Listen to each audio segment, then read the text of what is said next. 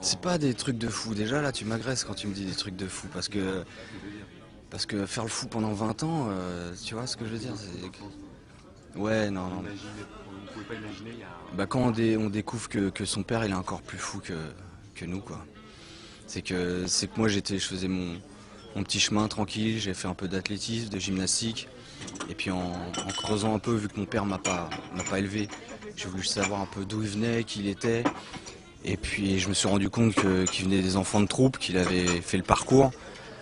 Et là, je me suis posé des questions à savoir, mais c'est le parcours de quoi. Donc, il m'expliquait le parcours d'agilité, le parcours du silence. Et en creusant vraiment, en cherchant qu'est-ce qu'il avait transformé, j'ai vu qu'il y avait une vraie méthode d'entraînement, quoi. Et c'est ce qu'est le parcours, une méthode d'entraînement physique pour te permettre de franchir des obstacles dans le milieu urbain ou milieu naturel. Non, je crois que j'avais peut-être besoin de me prouver des choses, c'est sûr, parce que je sais pas, c'est comme c'était mon école quoi. Quand t'es dans une famille, c'est le fait d'avoir le père, la mère, une éducation, des petits coups de pression des fois et tout. Et moi c'était un peu éclaté tout ça, donc j'avais besoin. Le parcours c'est devenu un peu mon père quoi. C'est lui qui m'a mis les fessées. Tu vois, c'est pas bien, tu tombes, tu rates, tu recommences jusqu'à ce que ça soit bien. Et ton esprit, ton travail, ton caractère, il se fait par rapport à ça. Soit tu lâches tout de suite et ton niveau de volonté il est là, soit tu dis ah ouais tu veux jouer, je recommence, bam, et tu retombes, ah ouais, et je recommence, et je recommence. Et là t'apprends à voir qui t'es. Celui qui m'agace m'enseigne la force, tu vois. C'est pas le tout de voir de sauter d'un immeuble à l'autre, faut savoir pourquoi, et c'est juste dans un cas de si un jour il y a un problème. On passe pas nos journées sur des toits à sauter 60 mètres de haut d'un immeuble à l'autre, quoi. Là, quand on a comme des phobies ou des trucs comme ça, eh ben c'est peut-être ce truc-là qui a travaillé à l'extrême cet autre côté. Si j'étais quelqu'un de nature déjà qui a pas peur ou confiant et tout, j'aurais peut-être pas développé ce truc-là autant. Mais c'est sûr que quand je suis dans un endroit, il faut tout de suite que je sache ce que je peux faire. Je vais chez quelqu'un, je suis au 11e étage, voilà, je vais chez Gabin, je regarde, ok, par sa fenêtre, ok, on peut se barrer là, on peut accéder au toit, on peut. Il faut que je vois les issues tout de suite.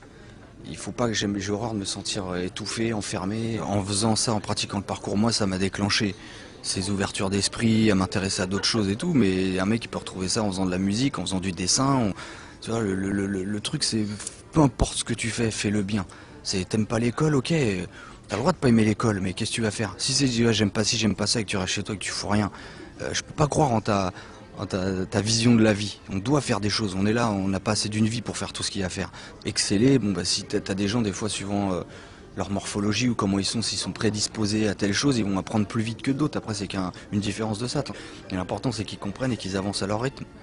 Donc c'est pas me dire je suis en retard par rapport à qui, c'est déjà je suis en avance par rapport à. C'est déjà mieux que de rien faire. Déjà le fait de bouger un peu, de lire un petit peu, de faire un peu de musique, voilà, de commencer à t'intéresser un peu aux choses. Et c'est ça qui te donne le goût d'aller plus loin. Donc tu as le droit de ne pas t'intéresser ou de pas aimer telle chose, mais fais quelque chose de ta vie. Donc moi, en faisant le parcours, ça m'a ouvert sur carrément plein d'autres choses. Et aujourd'hui, j'ai plus envie que de faire du parcours, j'ai envie de faire plein de trucs. De tout, de savoir cuisiner, de savoir bricoler, de savoir, je sais pas, vraiment faire des trucs utiles qui me servent à quelque chose. Et, euh, et quand je parle avec d'autres artistes, dans d'autres domaines, je ressens un peu la même chose, quoi. Tous les autres boulots avant, je dis mais qu'est-ce que je fous là?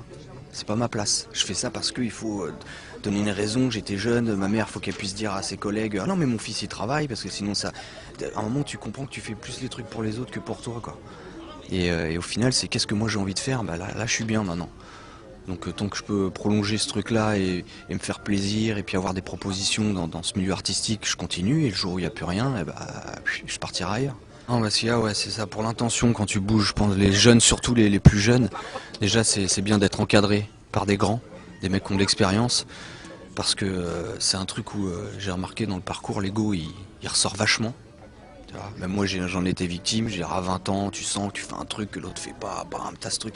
Donc ça va quand c'est marrant, quand tu t'amuses un peu, mais quand tu commences à te prendre au sérieux là-dedans, c'est plus bon quoi.